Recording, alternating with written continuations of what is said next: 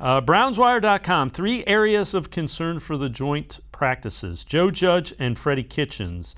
Now, Kevin Stefanski did reveal that he and Joe Judge are pretty good friends. He played with Joe's brother, and they kind of grew up same area of Pennsylvania. But Joe Judge has had his team running gassers and has had some wild stuff after there was some internal fighting there.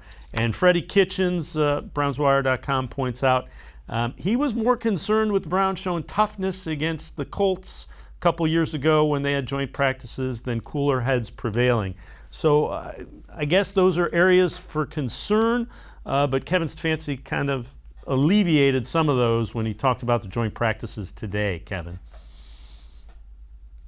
Yeah, and I mean, you look at the aspect when they first started out the article about Joe Judge and Freddie Kitchens. I guess one thing that some fans may point to, and some people did bring up over the last week or so with the Freddie Kitchens element coming back to town was, is there any sort of animosity there between the players and Freddie Kitchens, like we saw with Hugh Jackson and Baker and some of the other players when, of course, the team went down to Cincinnati after Hugh Jackson was relieved of his duties as head coach of the Cleveland Browns. But this is not that kind of culture. This is not that kind of team. So I would tell fans not to be concerned about anything like that.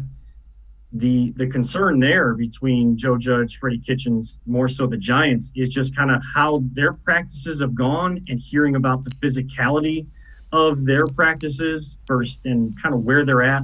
I like the whole conversation as well about different levels of competition or the different stages of competing that these two teams are at. The Browns, of course, trying to be a team that's contending for trophies, for Super Bowl titles, while the Giants are kind of trying to come in here and prove that they're worthy or kind of a good enough team to play against a quality opponent like the Browns. And you just want to see both coaching staffs, both organizations come to an agreement how practice is going to operate, keeping both teams healthy, but allowing both teams to feed that competition throughout practice against another team and allow that to generate and progress their teams going into the regular season.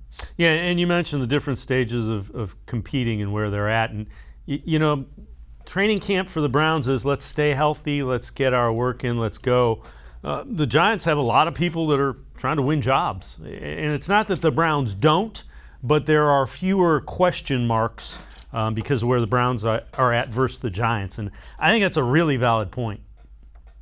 Yeah, it is. And the Giants, there's a lot more guys trying to earn spots. That's why they may have to play their starters more in preseason games than the Browns do because the Browns have a core. But the Giants are also trying to save jobs with, rumors of the hot seat for their general manager, Dave Gettleman. And in a town like New York where the media will come at you and, of course, want to see their team succeed in a much bigger metropolitan area and sports town.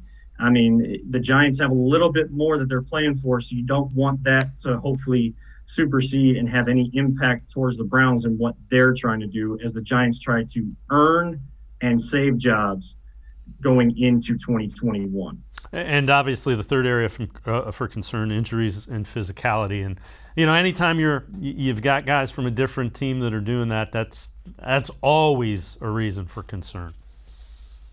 Yeah, I think New York and Cleveland both would be concerned about the injury aspect.